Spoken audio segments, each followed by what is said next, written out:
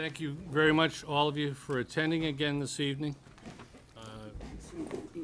Kurt Schwartz and I will be chairing the meeting, and I wanted to just cover a couple of housekeeping items before we review the minutes from the last meeting, and then Kurt will give us a brief update on progress he's made in terms of getting the committee the resources it needs. First, for the members of the public, there are copies. I don't know if we have enough copies, but there are copies of what we have over on those tables if you'd like to grab a copy. The second, for the panel members, these microphones, I'm told, are going to be live all the time. So those funny jokes about the portly left-handed vice chair, you don't want to hold those. So they'll be live all the time. So to the extent that you can, keep the conversations down. For the public, when there is public comment period, that microphone is also live. I hope that we've been able to do a couple of things. First is correct and overcome the microphone issues we had at the last meeting, which despite our friends from PACTV's best effort, could not be overcome. Hopefully, this will be the basic permanent location for the future meetings, with some exceptions coming down the line maybe. But if you want to get up to speak when the time is appropriate, that microphone will be live at the time. As you can see, the meeting is being recorded, so if you want to go back on PACTV, and it's also going to be posted on YouTube videos already there. A couple of other brief things to talk first, and I would refer everybody to their information that they have, just as a reference for all of us. I extracted one section out of the legislation that created it that really talks what our roles, responsibilities, and duties are as this panel. And I just ask that, keep it in mind. I know there'll be a lot of areas of discussion, but we want to stay focused on what the mandate and the statutory requirements are. So that's just for your reference purposes in the package. The second topic that I'd like to bring up is I included what would be a draft typical agenda moving forward. If you all could take a look at this for a moment, because I'd like to spend a couple of minutes and have you guys discuss this agenda.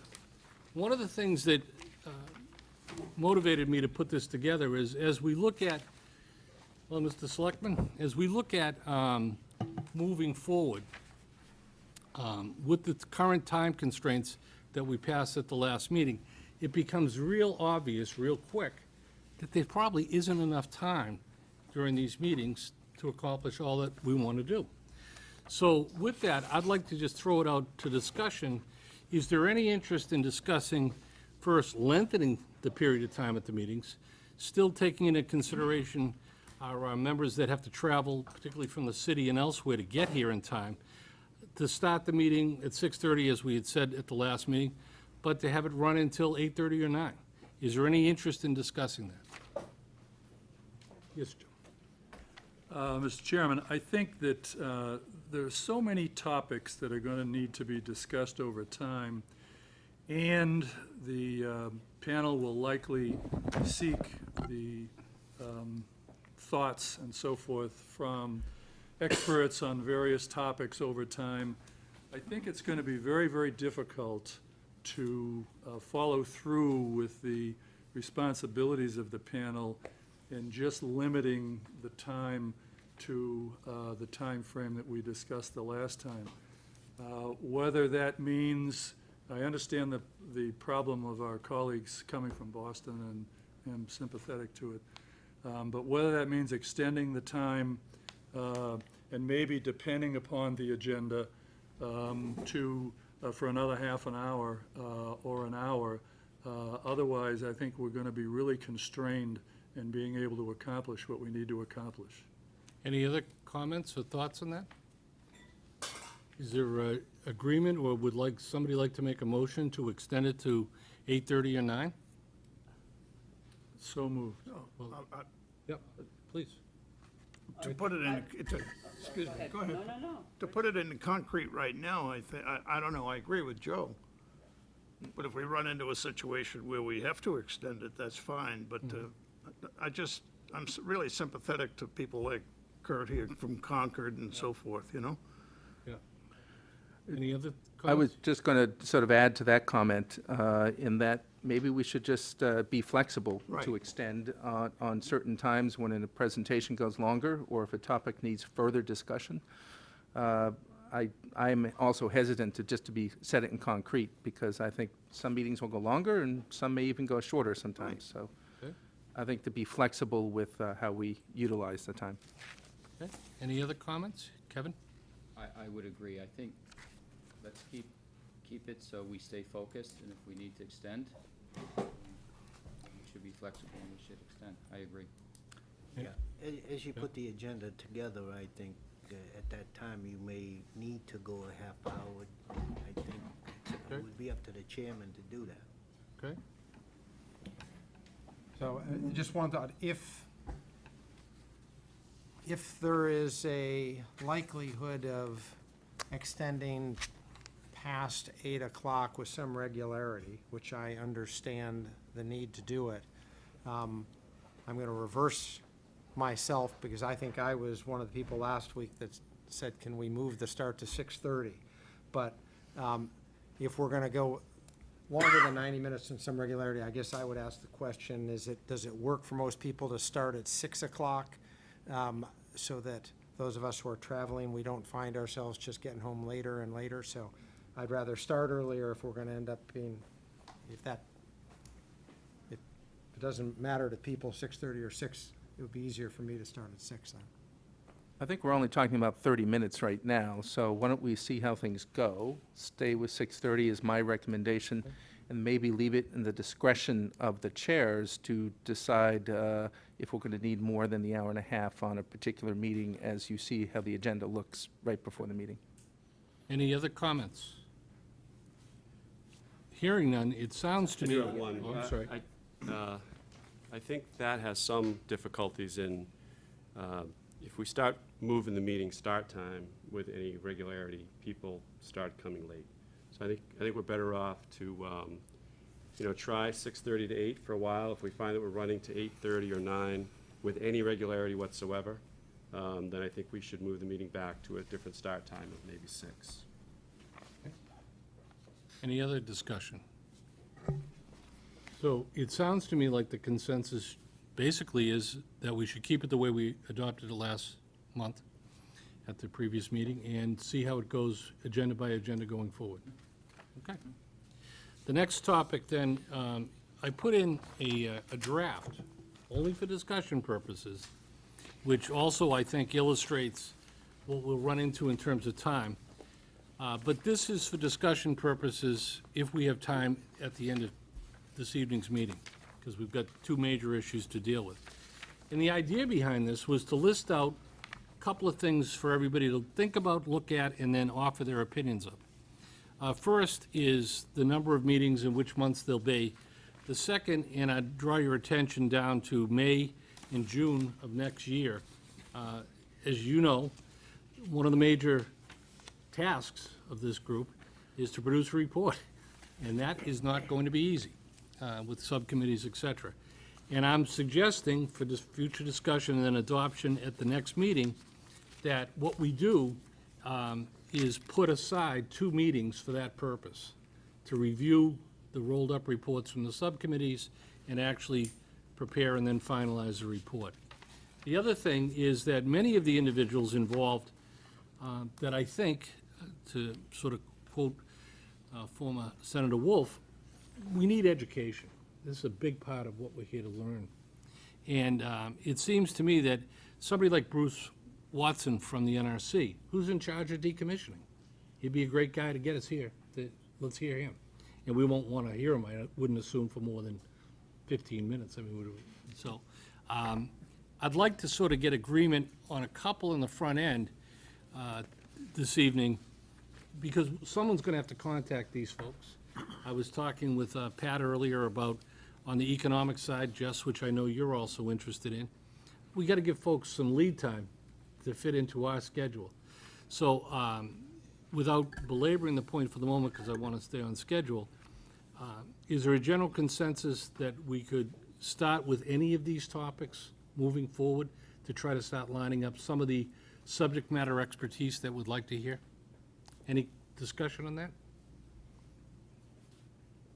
Yes, Senator.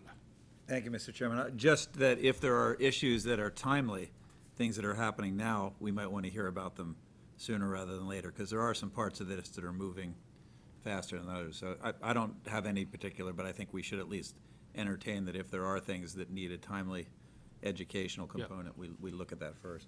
Though we hadn't talked about it, I felt the same way, and that's why, for the purposes of discussion, I put in the dry cask storage issue, because that is moving well before the PSDAR will be done, that decisions will have to be made, and the more information. So I would suggest that we try to get some real good representative, not just one-sided, but good representative conversation, as you mentioned, point, counterpoint, at the last meeting. In for the September meeting, we got 2 months to do it, and then to try to shoot for the NRC presentation on decommissioning for the third period. So that's why I did it, but this is all subject to you guys discussing and approving it, so. Would anybody like to make a motion that we go along with the Mr. first? Chairman, I guess, you know, not that, I think we give you a little discretion on the order of these, but it may make sense to hear from Vermont Yankee before we engage with the Nuclear Regulatory Commission, Okay. to get some of the learnings there, and then that might help inform the discussion with the NRC. Very good. Dave, do you want me to just reverse that on my little list here? I think that makes sense. Everybody generally in consensus on that? Rich, you go first. No, I was going to say that too, sure. I have a maybe counterpoint suggestion. Okay. Before we get into a lot of the other topics that we'll necessarily have to do so with, including Vermont Yankee and what's happened up there, it seems like it would be helpful to the panel, in order to set the stage for all of the other discussions and all the other related topics, if the panel was a little more familiar with what the requirements of the NRC are for decommissioning and PSDAR, so forth. That really would set the stage. It's a huge topic, no question. But so many of our subtopics and so forth that we will be discussing over time all flow from what those federal requirements are.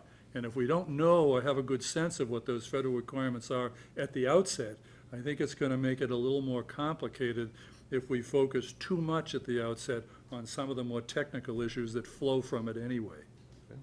Any other comments, discussion? We've already heard from Joe Lynch on decommissioning, maybe an extended conversation from Joe or somebody else outside of Entergy, I'm not sure. But I could generally agree, yeah, with what you've said.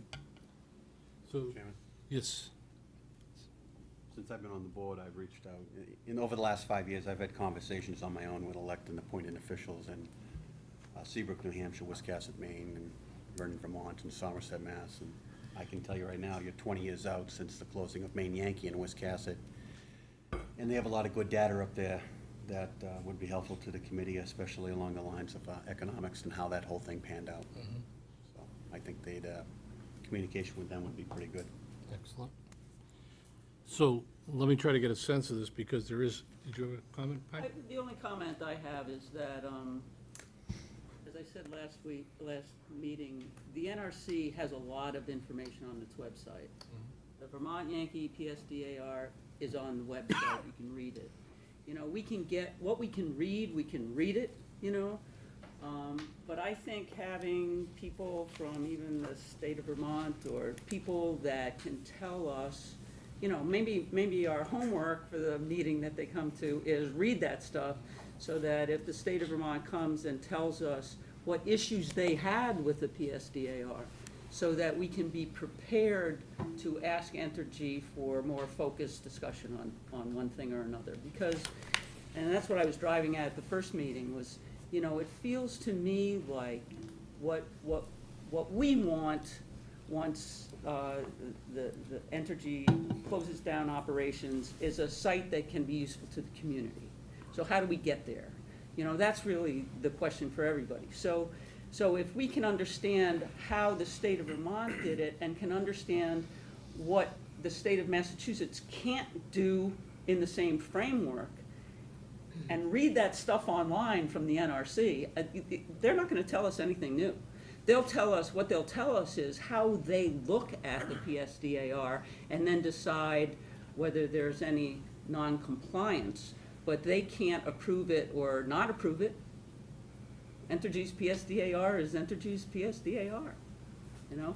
So the more we know about what the other issues are, I think the more we will be guided in terms of doing a better job here. I agree with Pine. I think we'll be more effective in getting information from NRC if we talk with Vermont first and see what some of their experiences were dealing with NRC. Okay, Jess? So one example of someone that we reached out to in Vermont was Kate O'Connor, who was the chair of the Vermont NDCAP, and she was very, very knowledgeable in all of her work.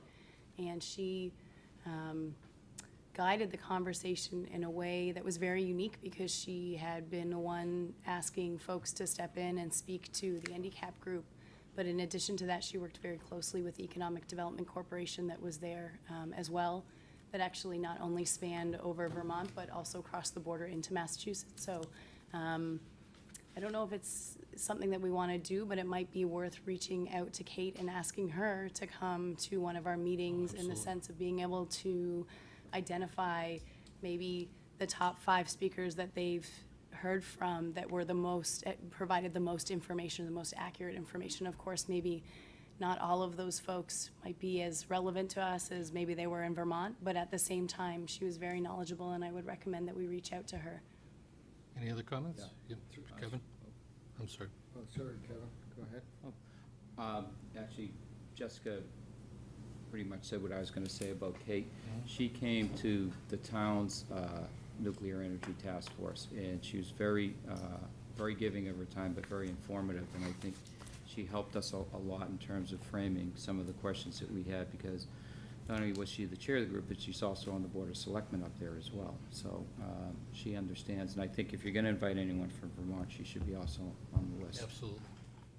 Paul? Through the chair, I would just remind the committee that this is not the Commonwealth's first nuclear power plant that's been decommissioned. We have Yankee Row, which ran for almost 40 years and faced the same regulations and the juncture, the integration of the federal and the state regulations. So I'm sure that we've got experts within the state, within the Commonwealth that can advise us.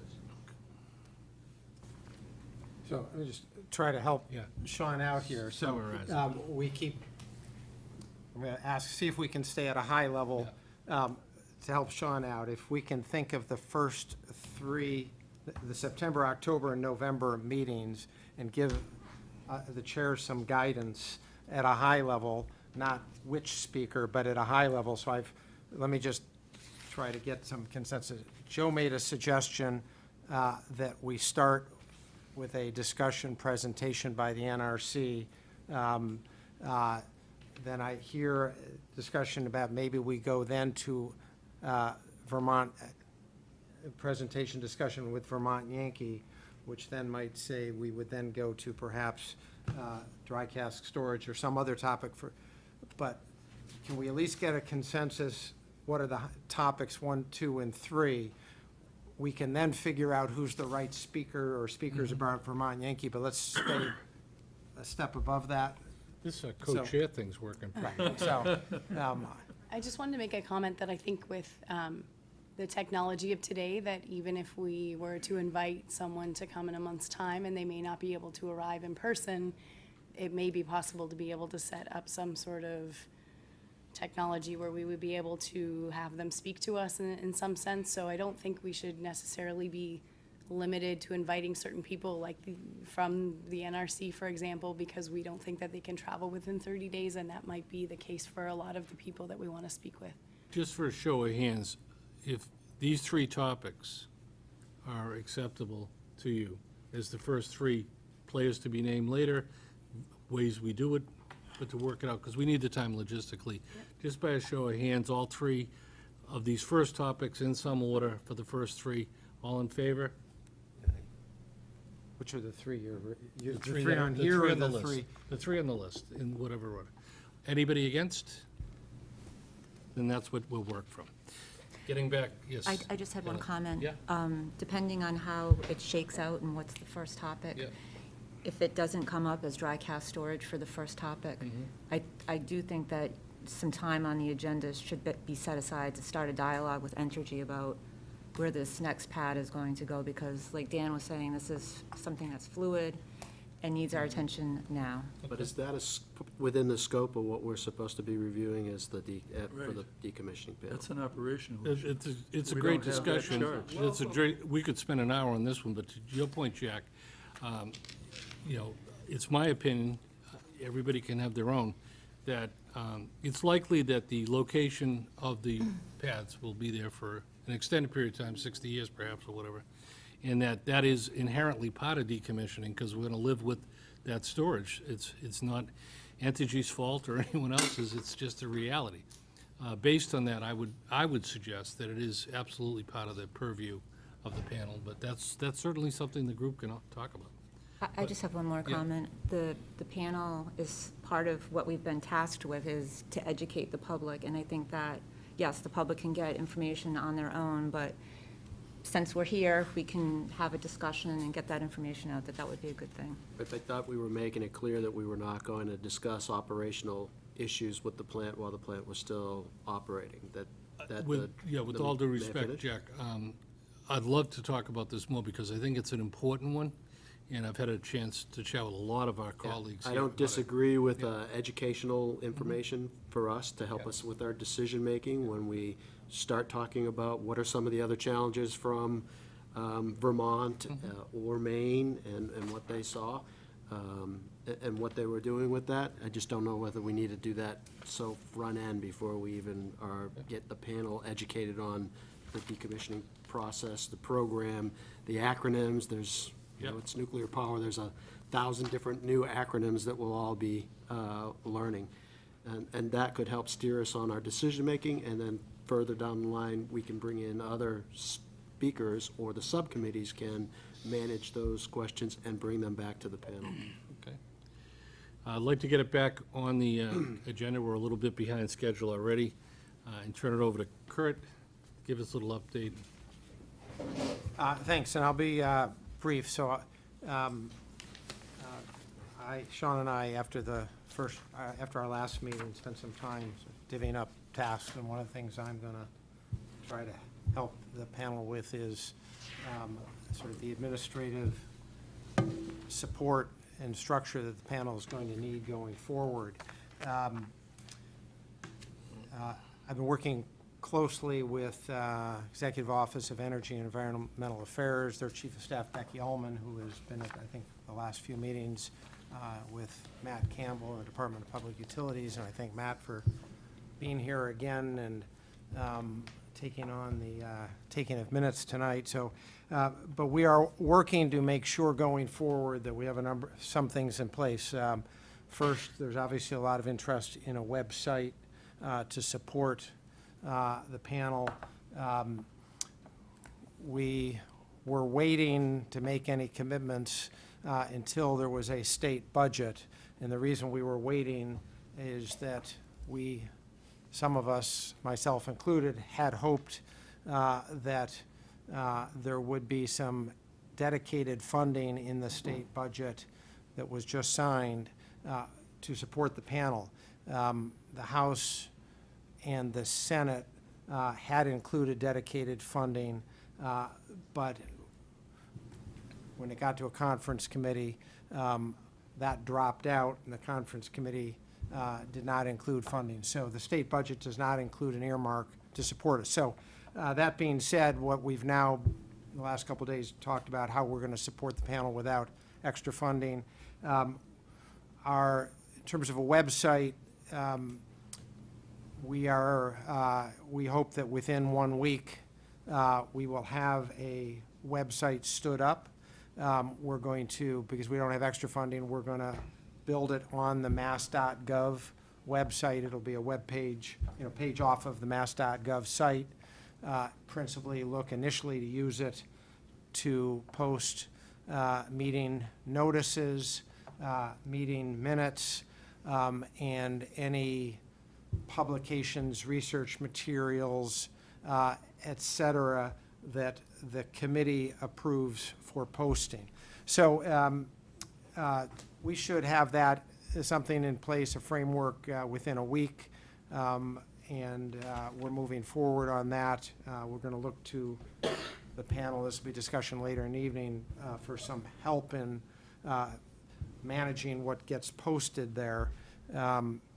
So that will be in place.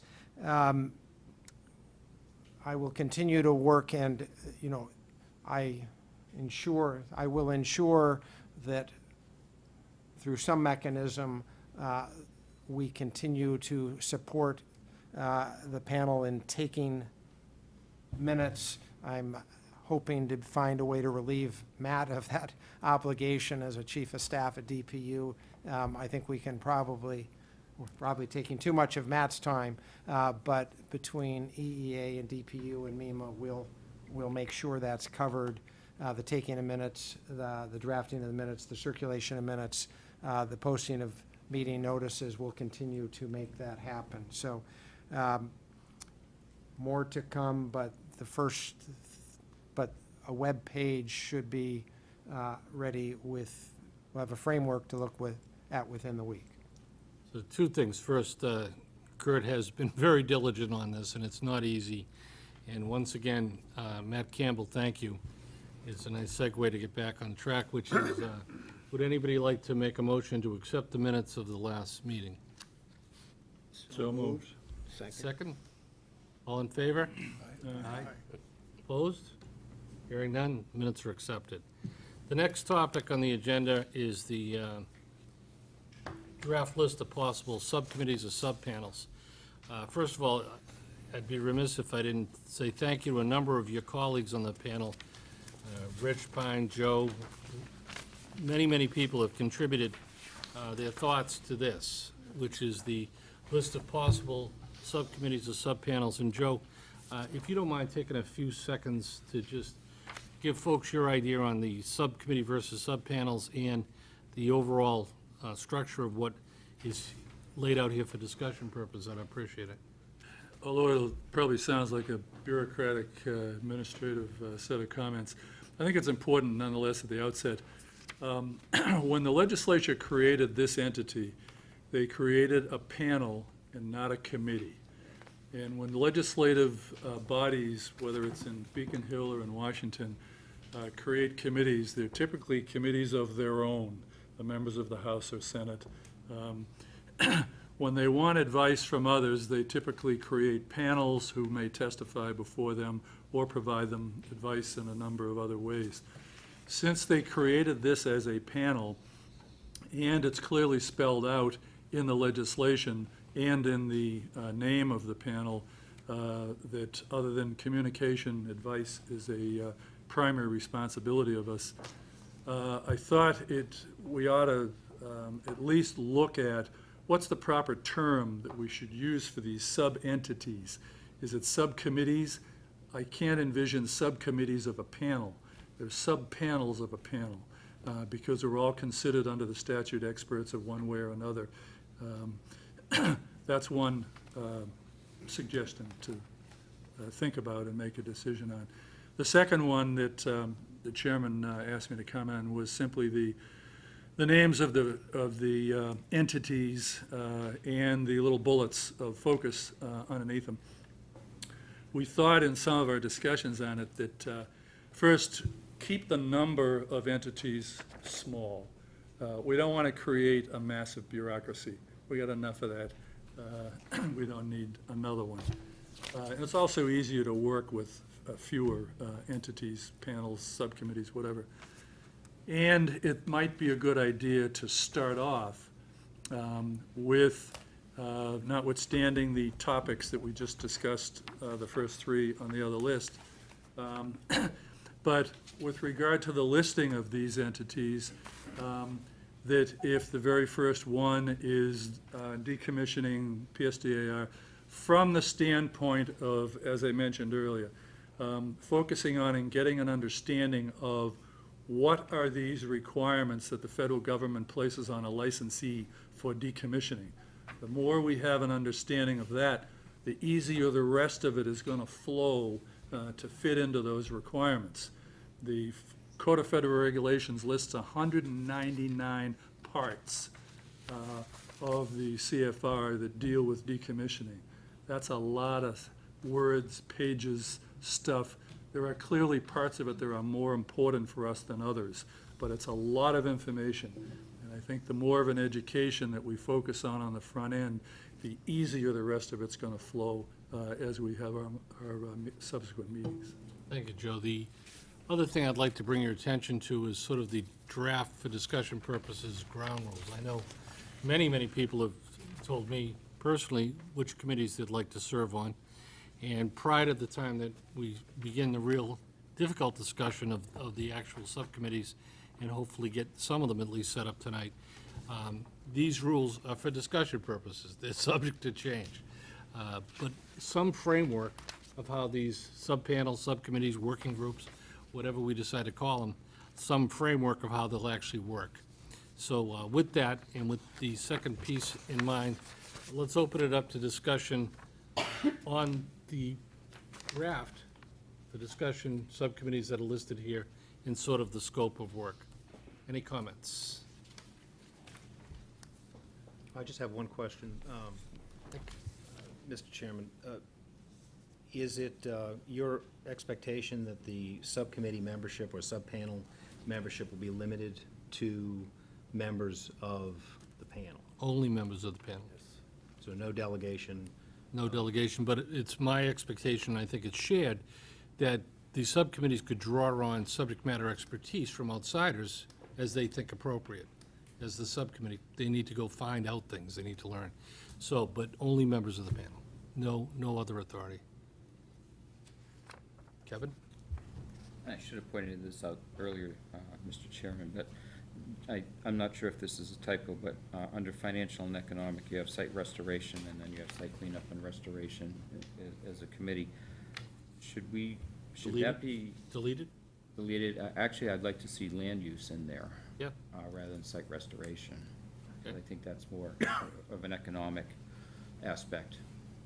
It's, I will take full responsibility for any redundancy or errors.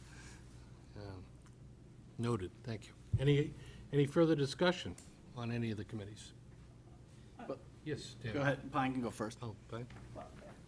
I guess I have a couple of things, and in large part because it's a little unclear to me whether the panel, the sub-panel is gonna define its work, or if this panel is gonna define the work of the sub-panel. So for further discussion on the PSDAR and decommissioning, I completely disagree with Mr. Priest over there about the waste storage thing, and much like the co-chair discussed, it's gonna be around for a long time. And so, in my view, that comes under almost every one of the subpanels, that there's some aspect of that waste fuel which is gonna dominate our landscape and our minds probably for longer than any other component of the existing facility after it's out of operation.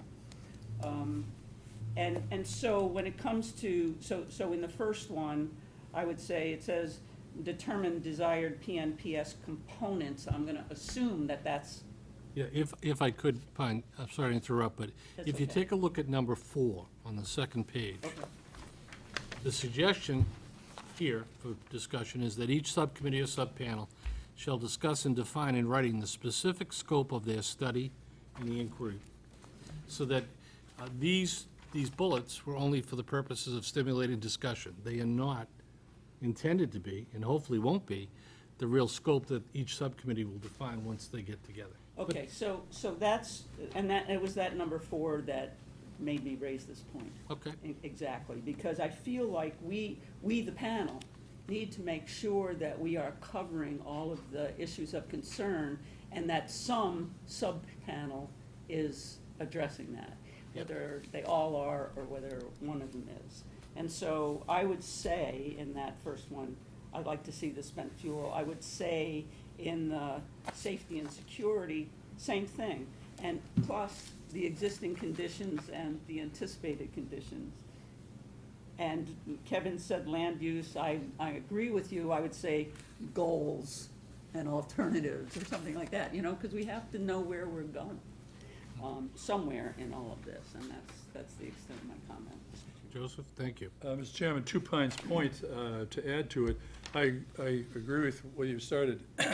Once we get agreement on what to call these entities, and once the decisions are made as to who's going to populate them, it certainly makes sense to the chairman's point number 4, that once they then start meeting, they need to flesh out for each entity what they believe, this is just a guide, what they believe needs to be the main focus of those entities, and then come back to the full panel with any suggestions on, say, changes to this, or additions, deletions, whatever. Yeah, exactly. What you think the main focuses should be and so forth. And again, that would come from the members of those panels back to the full panel. And so I guess I would ask that, at that time, the full panel review and say, do we got it covered? You know, are we covering everything that we need to cover in these existing panels? And if not, can we address that at that time? I've just made myself a note, maybe just get a consensus on this, that we allocate some time during the November meeting, hopefully that the panels will have had an opportunity to get together at least a couple of times and begun to flesh that out, and that we'll have a brief summary from each one of the subcommittees with the definition of the scope for that period of time. Does that make sense? So I'm going to put, yes. I'm sorry. I would also suggest, just to build on that, just as a matter of process, if we can agree on, if these are the sub-panels at a very broad level that we're going to create, we have to figure out a process to solicit membership and determine chairs. I would think that fairly soon after, I would like to see each sub-panel meet and spend their first meeting doing nothing but trying to define what it is they want to be looking at for the next year. I would then suggest that the 5 chairs, the 5 sub-panel chairs and the chairs of the larger panel get together and just have a quick conversation amongst that smaller group to see what's missing, where is there duplicity. We don't want 2 sub-panels taking on the same task. And at that point we can then report back to the larger group and we'll be fine. And But- I couldn't agree more, Kurt. I think one of the things we got to be mindful of as well, though, is the potential that all of these meetings will be subject to the open meeting law, including these more ad hoc meetings. So I don't want to revisit that tonight because we'll be here until 11, but unless you want to stay up and watch the Red Sox late again. But the open meeting law possibilities on this are serious, so they take some time to get done. So I think Kurt's suggestion is excellent. Yeah, then I'll get- Just a housekeeping thing, have you talked about where these sub-panel meetings might be held? Not at all. Senator? For no other reason other than I find it personally irritating, the term sub-panel. Yeah. I would recommend we call these working groups. I mean, there may be an objection to that, but No. that just flows better. It also would save a lot of typing for me. It would. Is there a motion to call them working groups? I would make that motion. I second that. All in favor, say aye. Aye. All opposed? Working groups. Thank you, Senator. So, Mr. Chairman, on this topic, and I agree with what the senator said, I was kind of viewing this as work streams as opposed to subcommittees and subpanels, and I think we need to be careful we don't get caught up in the bureaucracy of this. Yeah. And creating, I was doing the math, it's almost 30 additional meetings in addition to the meetings of this panel that would be required by this. And so I wonder if we shouldn't take another scrub at the guidelines on the back to make sure that we're not too prescriptive. I mean, the last thing we want to do is box ourselves in to something. For example, saying how many times a working group meets probably isn't necessary. I mean, whoever the work group chair is or the chair of this organization can figure out when those groups need to meet. I'm not sure we want to be that prescriptive there. The other comment I'd make is that I really think that the full panel needs to drive what the work streams are working on. I mean, we shouldn't have work streams and chairs of those and panels that are coming up with work that's out of sync with what the full panel needs to achieve in order to be successful. And so I think by giving charges to these work groups is going to help us make sure that we're actually getting the work done that the full panel thinks is the most critical, as opposed to setting the priorities within the work panels and then coming back for comment. I almost think it should be the other way. We should figure out what are the most critical issues as a full group under each of these, and then charge the people that are interested in those topics with going out and doing some of the due diligence. I think we also need to be careful we don't educate a small group at the expense of the larger group. I mean, there's some very weighty topics in here, and to have subject matter experts and people come in and just talk to 5 or 6 people that might be on that subcommittee puts the rest of us potentially, risk is the wrong word, but behind in trying to figure out and have the same learning experience, and you don't want to duplicate that. So I think we'll need to figure out how to balance that too, and that will probably work itself out in process. But I really think that the charge needs to come from this full panel as to what these working groups are going to be focused on. Any other comments, or I have a point? I'm in line with that. Okay. My sense that what we might want to try to accomplish now is, if in general, there's consensus that these 5 initial categories are more than enough, and they sort of categorize it, I'd like to suggest that somebody, if they're happy with it, make a motion that these are the 5 working groups that'll be established, second it, and then we take more time now to get into the second page and really defining how that's going to work. That would be my suggestion, but any comments? Anybody want to make a motion to that effect? Second? Second, all in favor? Aye. Aye. Anybody opposed? Hearing none, then these are the 5 working groups that are approved. Now let's get to the second part of the page, which, David, to your point, we've got to figure out sort of the framework of how we're going to do this. And although, from a timing point of view, we've got about 10 minutes within the schedule, we can go further if we need to. I think, Dave, your points are really well taken. Any further discussion on it? Okay.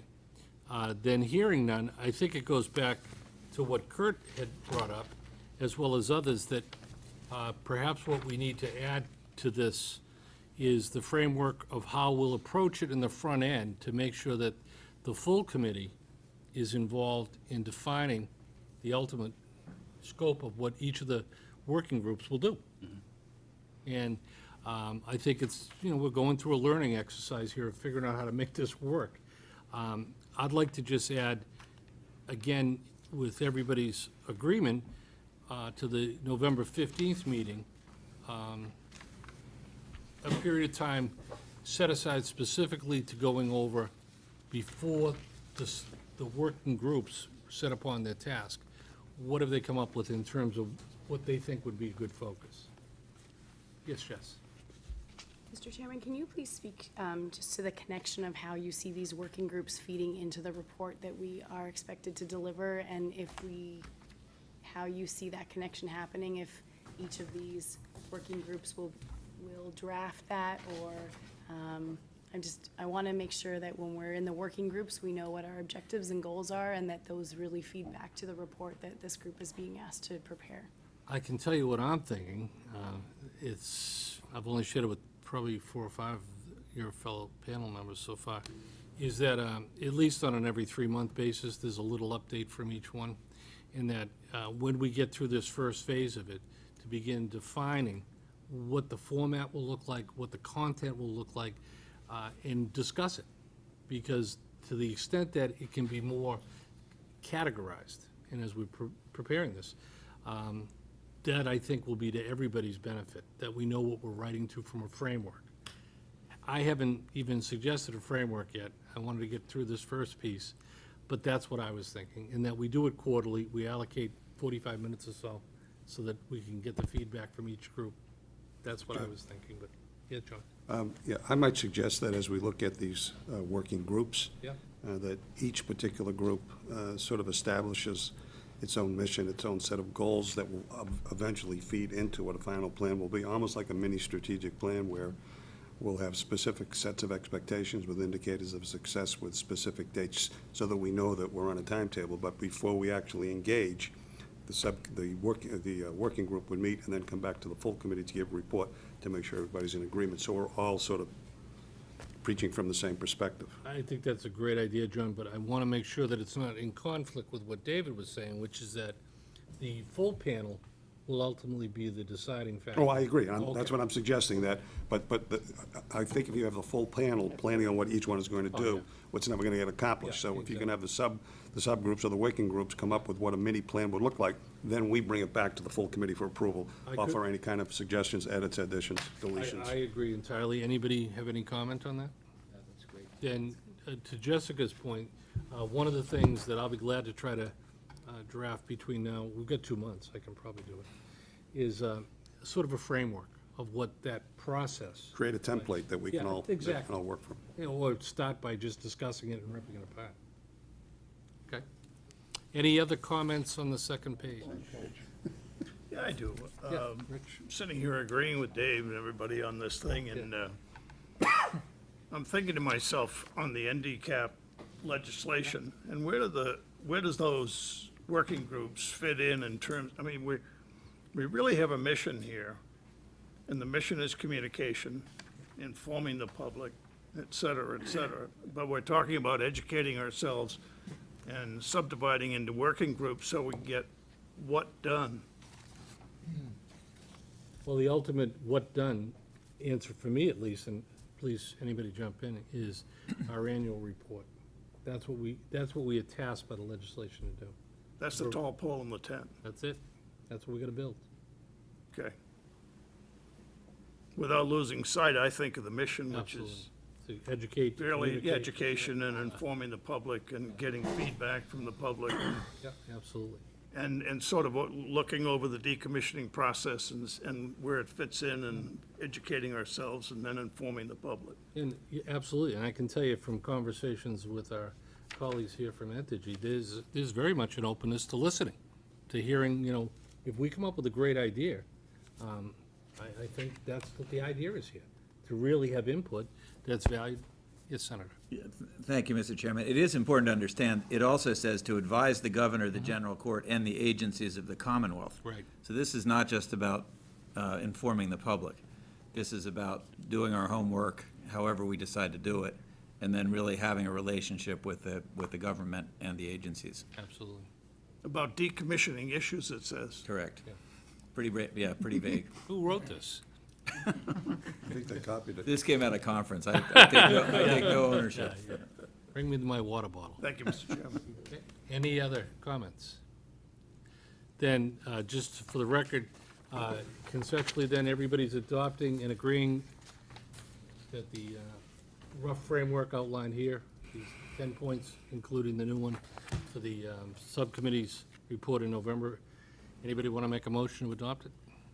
Just had one question. Yes. Did you accept as a sort of a friendly amendment to the option to eliminate the minimum 6 meetings per year requirement? I didn't accept it. I mean, I listened to it. If somebody wants to make a motion to that effect, we can certainly. I would move that. I don't see why we need to be prescriptive on that. All right. Anybody want to second that? Second that. Second. All in favor, say aye.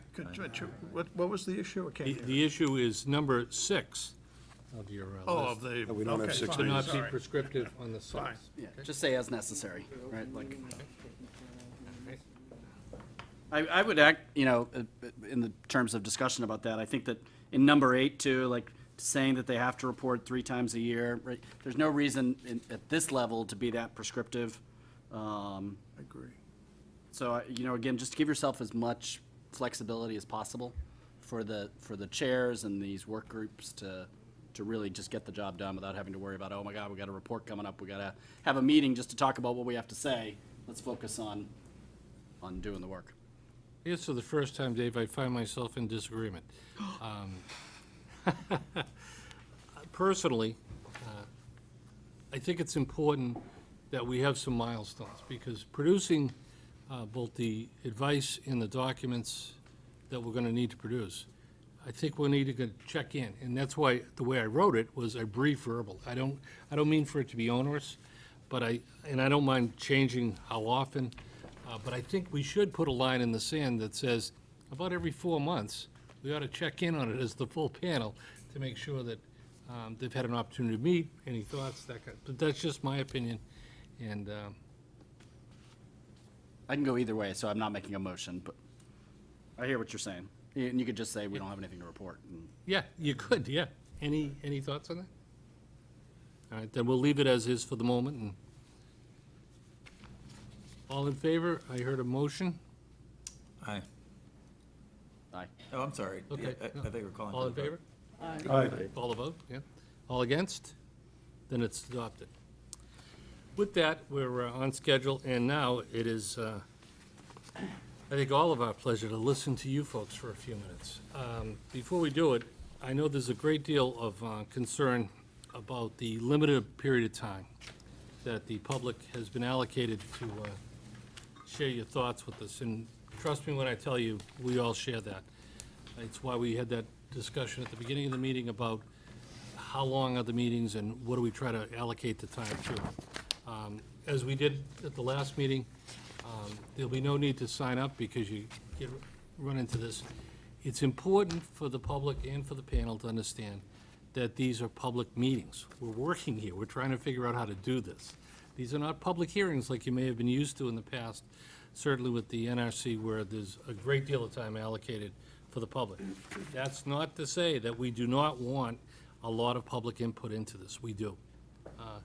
There will be a time in the near future where the website will be available, where information can be shared. We have a process, hopefully, that'll develop with one of the committees to handle that.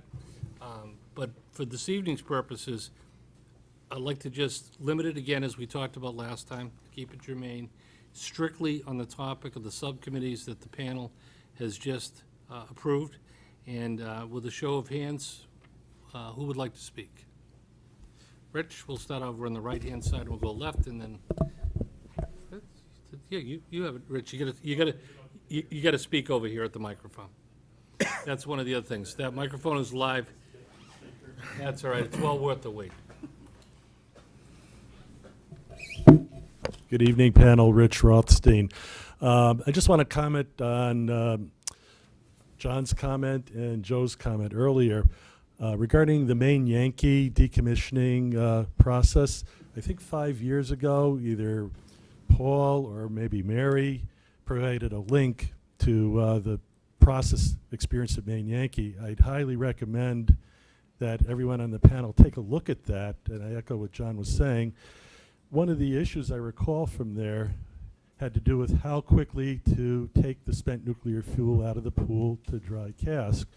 And there were a lot of interesting technical and regulatory and economic considerations associated with that. And I think some of that might even still be valid today, notwithstanding today's NRC regulations. So, Paul, maybe you could dig that link out. I remember you circulated it to the Town of Plymouth Nuclear Matters Committee about 4 or 5 years ago.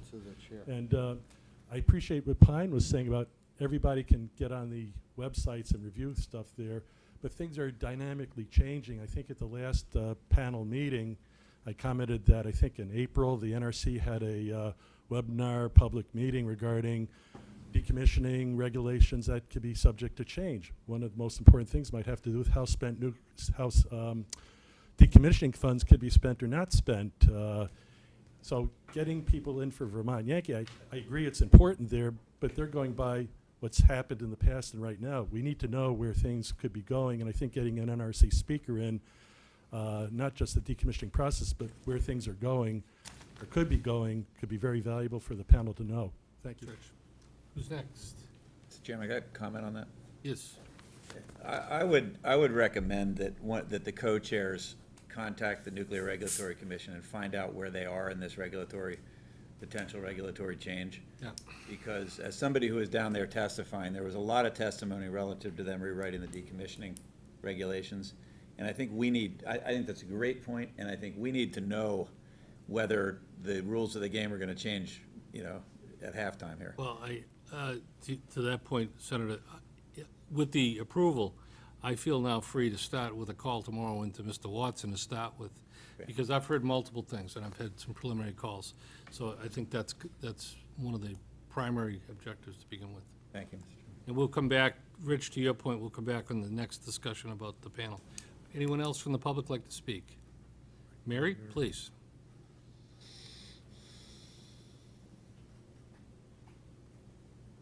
Mary Lampert, good evening.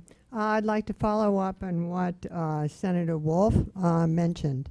There are some topics that are timely, and you should be, I believe, assessing what is timely now, what you should be doing, as opposed to wasting time and being behind the 8 ball.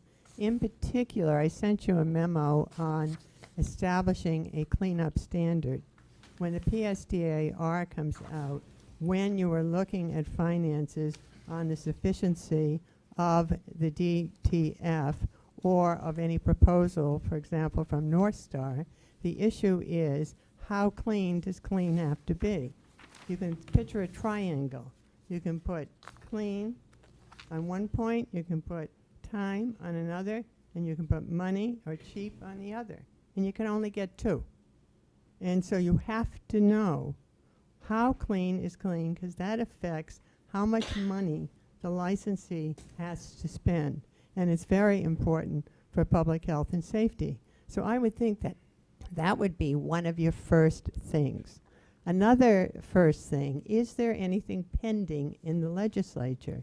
Number, 3 of your charter, of your charge, is to advise the governor and the legislature. What about Senator DiMacedo's bill that would address a financial issue of whether there will be sufficiency of funds by the licensee or whether we're going to leave it to the taxpayer? That would be something you should look at. You should also be looking at legislation that's put forward by Josh Cutler and some other representatives on emergency planning. So if there are things that are timely or things that are fundamental, it would make sense to focus on that, and then all of you are well educated. You can read.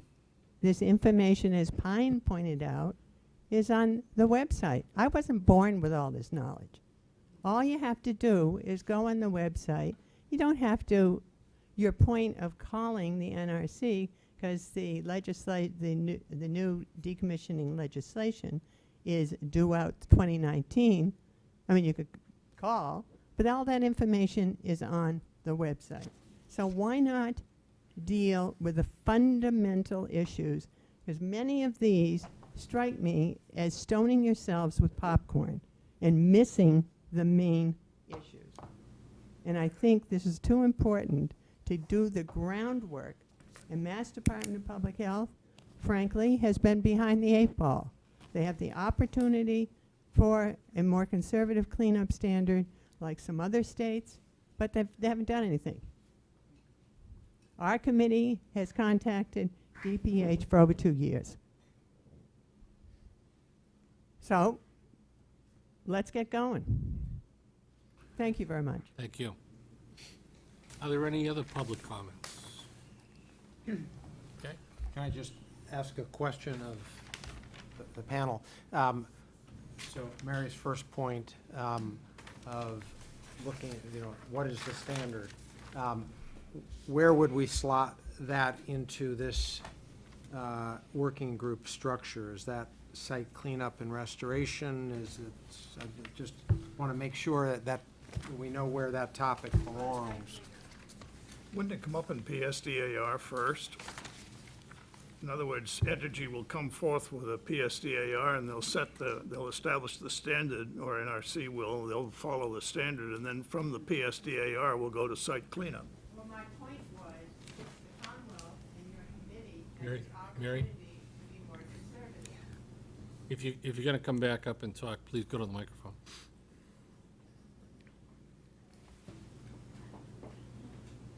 I've had 2 grandchildren all day, so my patience is not what it should be. However,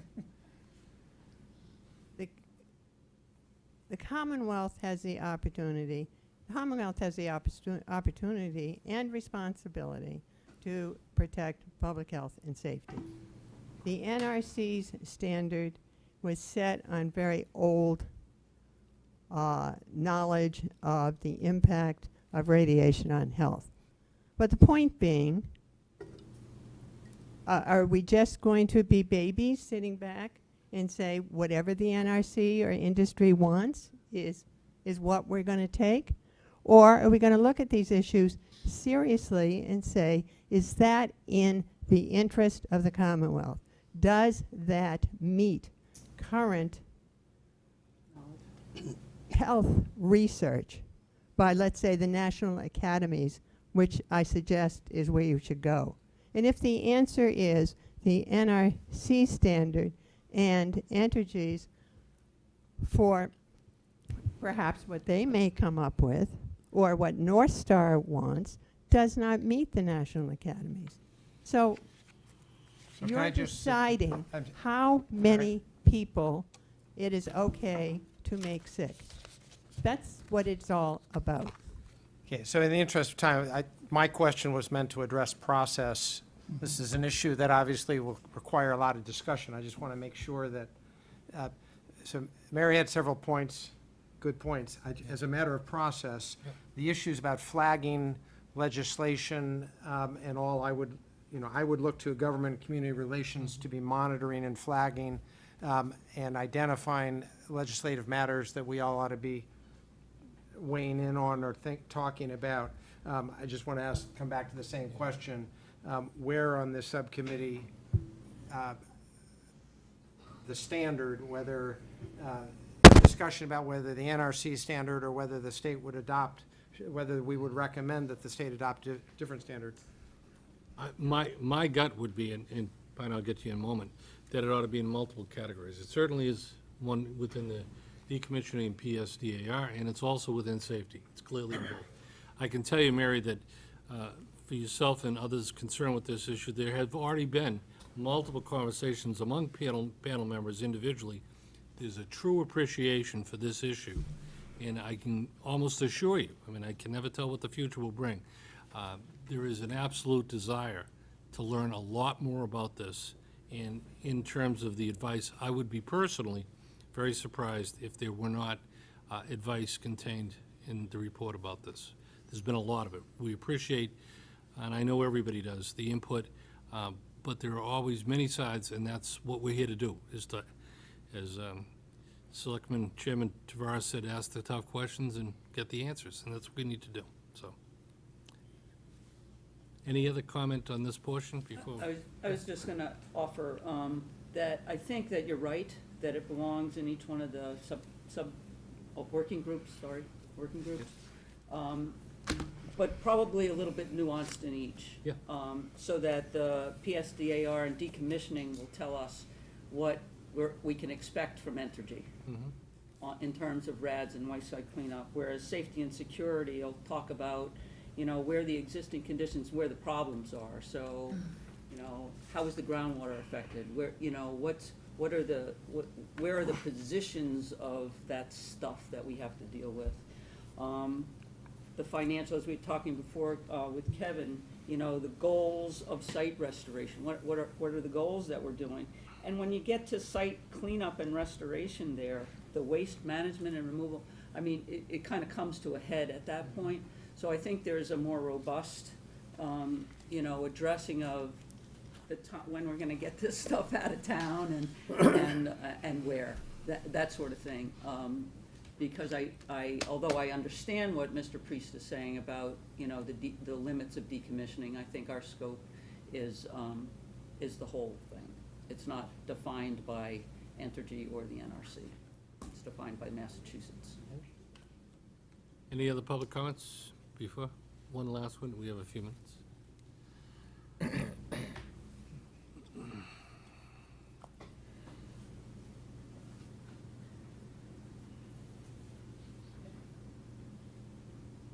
Henrietta Cosentino, Plymouth resident. And this isn't exactly a new comment, but I just want to reinforce in the most powerful way what Mary and Pine have just said. Because in point of fact, the goal of this citizen advisory panel has everything to do with the safety, the common weal, the common wealth of our citizens and our land. And it is one of the tragedies of nuclear energy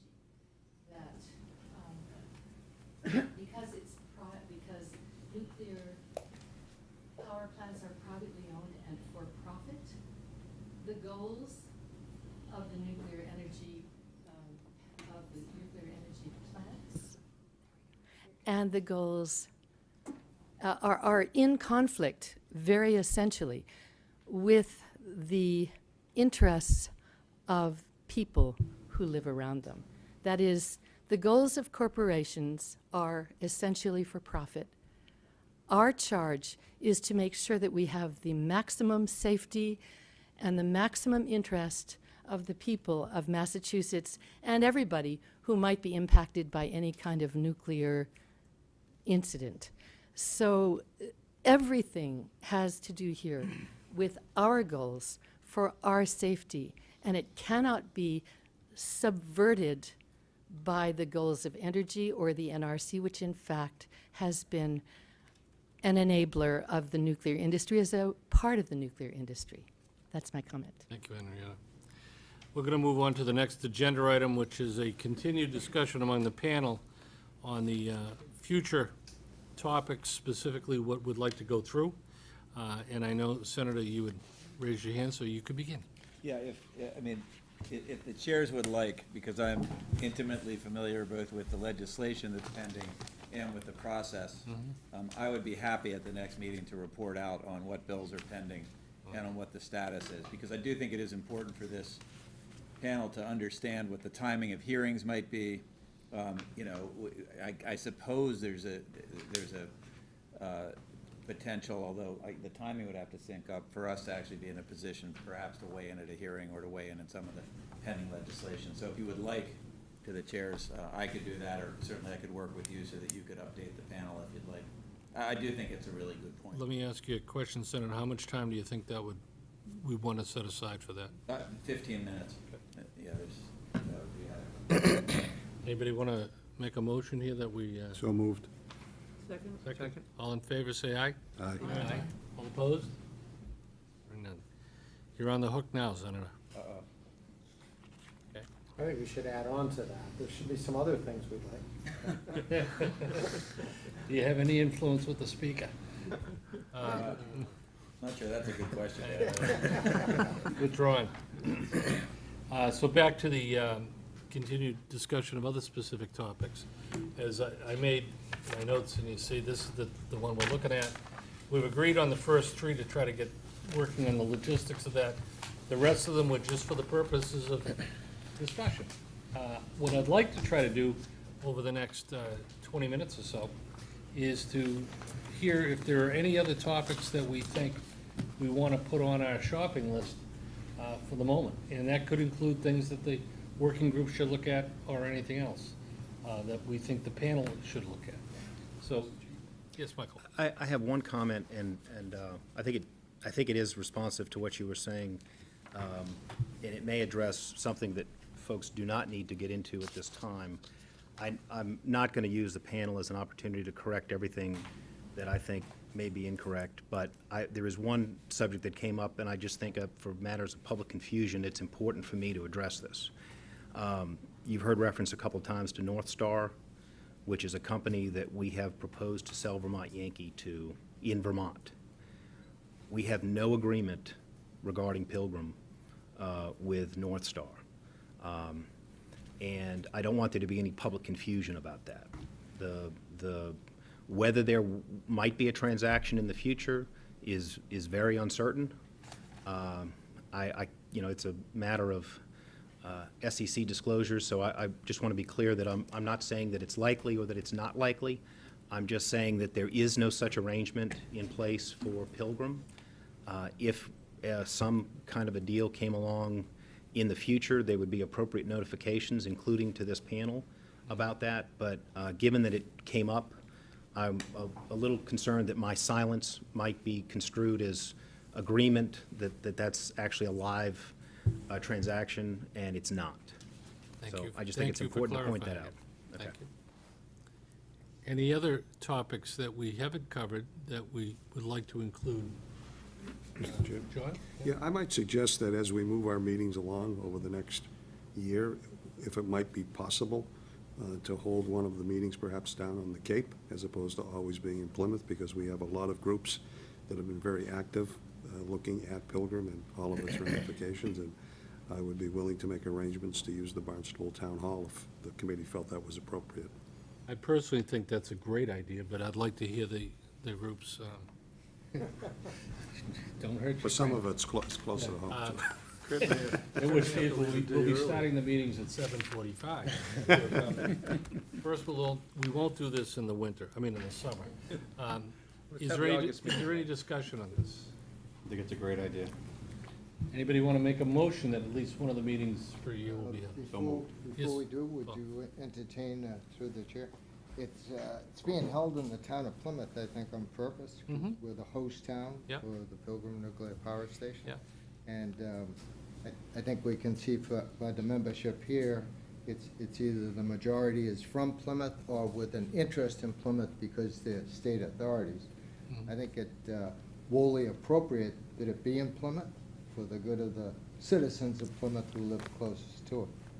I think to take it outside of here would be kind of favoring one town over another, and I don't think we're in that business. Mr. Chair, I would disagree with that 100%, because in fact, depending on which way the wind is blowing, that's why we have the Cape Downwinders. They have been active for the past X amount of years in trying to make sure that, God forbid there was an incident at Pilgrim, that things would somehow be under control. And if we could schedule one meeting, I don't think that would be out of order.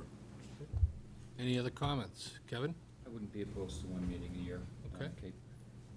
Any other comments? Rich? Yeah, the legislation doesn't say the town of Plymouth. Correct.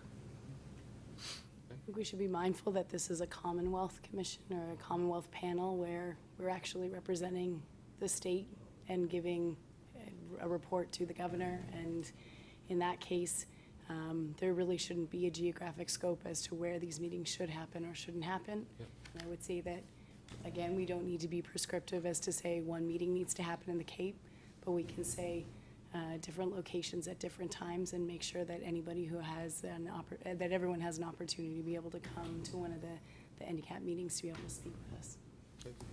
Any other comments? Does anybody want to make a motion that a meeting should be held at some point on the Cape? I'll make that motion. Anybody want to second that motion? All in favor, say aye. Aye. All opposed? The ayes have it. Next point, any other specific topics that are not included here that you would like to make sure we include for the next discussion? Yes, Dave? Mr. Chairman, we've talked at previous meetings about the possibility of scheduling a tour of the facility. I think that would be helpful for the panel, if Entergy is so inclined to host us, to get a better sense visually of what we're talking about. And I just think that would help educate the panel. Would anybody like to make a motion to do that? And Mike, you Let me Ask make a En- comment, let's yeah. just ask Energy first. I certainly think that we can accommodate visits by panel members. I don't know if we can accommodate the whole panel at one time, so we would have to evaluate that. We have lots of security issues and constrained egresses and entrances, et cetera, so I don't want to commit that we would be able to take the whole panel at once through the facility. But we will certainly work with Joe Lynch on trying to find a time or multiple times when groups of panel members can come through the facility. We've done that in Vermont with the Vermont NDCAP. So as a courtesy, fellow panel member, will you take that upon yourself to see what we can work out? I will delegate that to Joe Lynch, but I don't think it needs to be a formal motion. We'll certainly accommodate that request. Excellent, thank you. Mr. Chairman? Yes. To add to that, I remember in past on the Plymouth Entergy Work Group, we had a tour of the facility, and Dave Noyes took us through, and it was very, very helpful. You got to see what such a facility looks like. We got to ask any question we wanted to, and I thought they were very open with us because we asked a lot of questions. And I thought it was a very positive experience, and I think it will help everybody with background to get a better sense of how a facility is set up and what they do to help us with the work of this panel. Mr. Chairman, Yes, yes. I would caution, I'm not sure if that's in line with the open meeting law or not, so I think that we need to do some research as to how a tour or something like that may happen, knowing that this group is under open meeting law. I agree, which is why I described it as visits by panel members. I don't think we ought to have a panel meeting at the facility. I think if we take through, a half a dozen at a time on multiple days, it's not a quorum, it's not a panel meeting, it's just an educational tour of the kind that we give routinely to members of the public. So I think that's a good point, and I was concerned about it as well, and I think we can accommodate that in a way that meets everybody's needs. Any other comments? Okay, on this, any other subject matter, any other specific areas? Yes, Senator? Just to thank you, because as you know, at the last meeting, I sort of gave the entire safety management system to Joe Lynch and said, do you have one of these? And just as full disclosure, Joe and I got together, I guess about a month ago. And I just want to thank him and for his openness and willing to discuss it. I hope that's okay. I mean, I think we're all out doing our own investigation, but I found it really enlightening, and I just wanted to thank Entergy and Joe for their openness and willingness to do that. Excellent. Any other topics? Just a technical comment, Mr. Chairman. Yes. And it goes back to the last meeting and a vote that we took relative to the open meeting law, in fact. And I did a little research on Robert's Rules of Order. Yes. As a result of that vote, which is in the minutes, and everybody can see it on page 3. And the vote then was 9 in favor, 6 opposed with 3 abstentions, and the chair ruled, and I can understand the ruling, it didn't pass because it failed the majority. However, Robert's Rules, especially in the cheat sheet version, says abstentions are not votes, and so they don't count to the number of people voting. So in fact, it was a 9-6 vote, and we should be going to the Attorney General's office for advice. Well. So I would like to, Yeah. Suggest That's not true. kindly, if I may, that we keep open a avenue to the Attorney Majority General of the should panel we need members. it, because I really do think correct or that would you like me to many correct it? times will arise when we will be seeking, happy or to would like to seek that opinion. Well, the chair would like to advise you that you were correct about Robert's rules, but you're incorrect in this particular ruling. Okay. And the reason is that the statute overrides Robert's rules. The statute specifically says that no action can be taken by this panel without 11 votes. It's not a majority of those voting present, it's 11 votes. So that if we have a quorum of 11 people, and those 11 people decide to act in a unanimous fashion, they can take a vote. If we have 13 members of the panel present, you'd still need 11 votes. Now, I don't know who wrote the law this way, and I'm sure it was in the conference committee. But unfortunately, and I've been through this 2 or 3 times. Thank you. Now, that being said, I am in total agreement with you that we may want, as a group, to revisit this issue of asking for an advisory opinion. Because, as Dave pointed out, doing the quick math on how many potential meetings there are, as Jess and Mike just pointed out, as terms of if we go to this kind of a thing, if we're meeting with 5 people in a subcommittee, or a working group, I'm sorry, as a working group, if we're meeting as 5 people, and that's subject to the open meeting law, then are we also subject to it if 7 people take a tour, who are a member of the panel? The whole question of deliberative. Now, I certainly understand, and Kurt, I thought, did a great job of articulating his vast experience with this in the past, to be overly cautious, because we don't want to get into the problem. But I think it would be well worth a little bit more discussion and perhaps a revisiting of that motion now with a vote to ask for an advisory opinion. But that's up to you folks if you want to talk about it. Can I just, I fear we're gonna get overly bureaucratic too quickly here. Asking for a formal advisory opinion of the Attorney General is something different than a phone call. So, I will offer, as a state agency head with a legal counsel that works full-time, as issues or questions come up in the first instance, what I would offer to do is to informally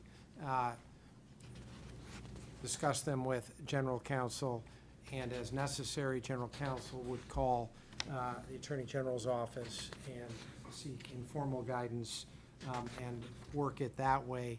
I think we can answer 99.9% of our questions informally without going to the formal opinion, advisory opinion. That's just cumbersome And, you know, slow. to take advice from Ms. Dubois that she offered earlier in the meeting about reading what's available on the internet, I read the open meetings law, and it seems to be very clear that if we have a quorum, which is 11, then you are subject to open meetings law. And if you have fewer than 11, you are not. Is there any confusion about that? Well, so, Yeah, there yes, is. that's when you talk about a deliberation of the panel. When you form working groups, sub-panels, subcommittees, that is a separate issue. So we will not have, we can't avoid the open meeting law by forming working groups of 9 and then just say, okay, well, that's less than a quorum of the whole, so that, unfortunately, it doesn't work that easily. So, but all of that being said, I will. This is why I wanted to go to the Attorney General, not because I want to get overly bureaucratic or anything like that. I just want to stay out of trouble. And, you know, the distinction to Mr. Toomey's point that I have is that we're not a regulatory body, we are not an authority, we're not a doesn't- policymaker. Unfortunately, And it does so- not matter. We were created, we are a body as But defined. I wanted to hear that from the Attorney We are- General. So there you go. It's, That's all it is. Joe, did you have a comment? And then- yeah, I also read that law, and I thought, and correct me if I'm wrong, but in the part of it that talked about deliberation, I thought it clearly addressed what Kurt was saying, that if there's one or more meetings and it's fewer than, in our case, the 11, then the courts have decided that if on multiple meetings of those entities, the total number of panelists exceeds the quorum amount, it's still subject to state law, the open meeting laws. So that's just another part of, I think, what you were saying, Kurt, that if we have panel meeting, a work group meeting, so forth and so on, it's still subject to because they're going to be meeting on some sort of a regular basis. I'd like to just suggest, because I think everybody's intention here is to comply with the open meeting law, and it's the clarity of it. I think Kurt's suggestion and gracious offer is a great one between now and the next meeting. So let's see if we get an informal opinion of some folks that work with it every day, and then revisit the topic if needed after that. That's appreciated, thank you. Could I ask just a clarification? Is it the intent that the working groups are ever actually going to vote on anything? Because if so, Kurt, when he asked the question, I mean, I think it's important that we understand whether these are sort of working I think- discussion groups or whether they're actually going to vote on anything. Well, I think for starters, they'll have to vote on who's going to chair their groups. Okay. Now, whether or not that's then regarded as deliberative, I'll leave that up to attorneys to figure that out, but let's, So let me do that. I understand the concerns. I will report back to you after seeking appropriate guidance on how the open meeting law applies to working groups. You know, the key here is not votes or not, it's all about deliberation, which is really just an exchange of ideas. Germane, so taking a tour in which the panel members aren't exchanging ideas would not, but I will report back on this issue after seeking appropriate guidance. But to your overall concern that we not get in trouble, the guidance I am suggesting. Yeah, I just don't want. But the guidance I'm suggesting is comply with the open meeting law. Everything you've heard me say is it applies and comply. You can't get in trouble until somebody starts the opposite discussion, well, maybe we won't comply. So,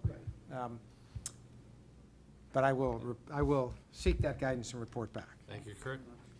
Are there any other comments on the topics before we once again ask the public if they had any germane comments on the topics we're looking at? Any other comments? Joe? Not to take the time here, but we had an earlier list of a couple of dozen suggested topics for future meetings.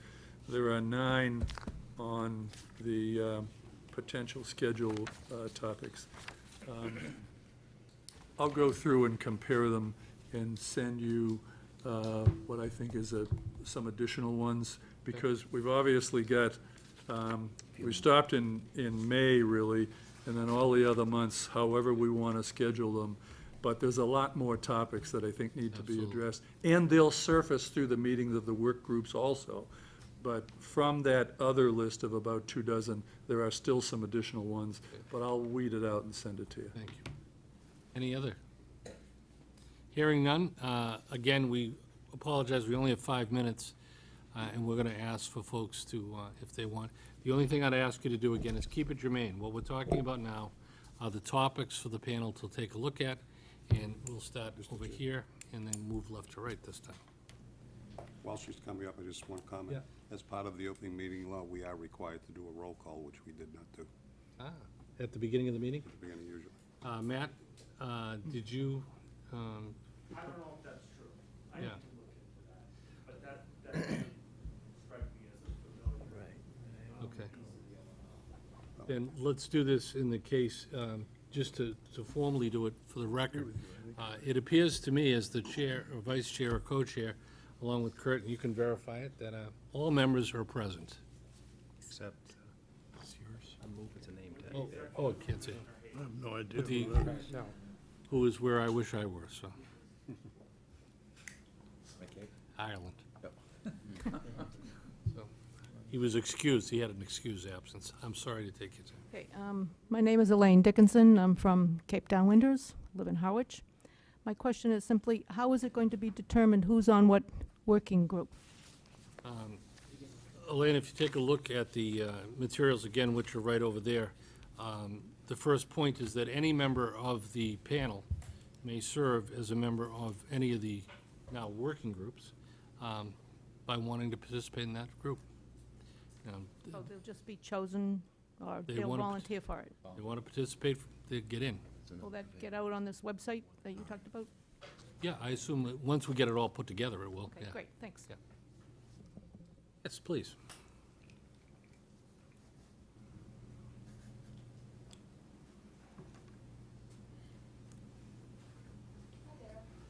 Diana Price, Plymouth.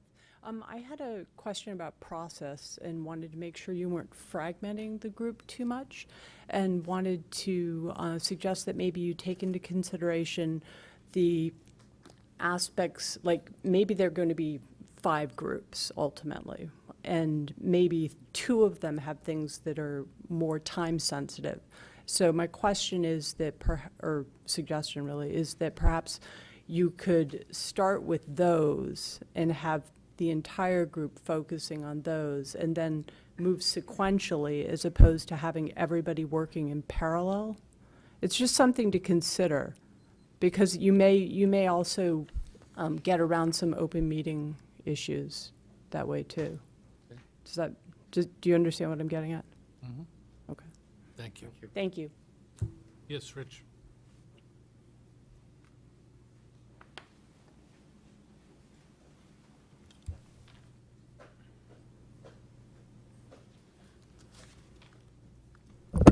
After listening to the discussion, I would highly recommend that one of the topics, to have a presenter, speakers, would be cleanup standard.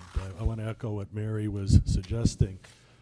The cleanup standard is a function of land use. How would the lands be used or intended to be used, not just in the next 5 years, but maybe the next 100 years for that matter? And cleanup standards are all over the place, depending on what state you're living in. It's in a state of flux, at least in Massachusetts, insofar as nuclear power plants are concerned, from what I understand. I think everybody hearing the pros, cons, or whatever there will help in that kind of discussion and decision-making in terms of how clean is clean. Thank you. Thank you. Any other public comment? Hearing none, any comments from the panel? Just have a closing comment I'd like to Please. make. I don't want to catch you by surprise, but I just have a request that is really for the public. Sean and I are, as co-chairs, are recipients of many emails every day from people who have thoughts and ideas, and I know I welcome them, and I know that Sean does, and Sean is incredible at responding to them. Sometimes people will express concern, disagreement, dissatisfaction. I just want to say that for my second meeting again, the conversation we're having here amongst ourselves and with the public is productive, positive, respectful. Some people choose in email to take a complete different tone. And I'm just going to request that to the public, and it may not be anybody in this room, but we have people watching on TV, if you have a concern, feel free to email us, but there's probably no reason to go to name calling because, and some of, so it's just not necessary. So keep the comments coming, but we are very responsive and respectful of what we're hearing. I think we can do it in a civil tone, and some of the emails already have just gone a completely different direction, so. Well said. Any other comments? Any motion to adjourn? So moved. Second? Second. All in favor? Aye.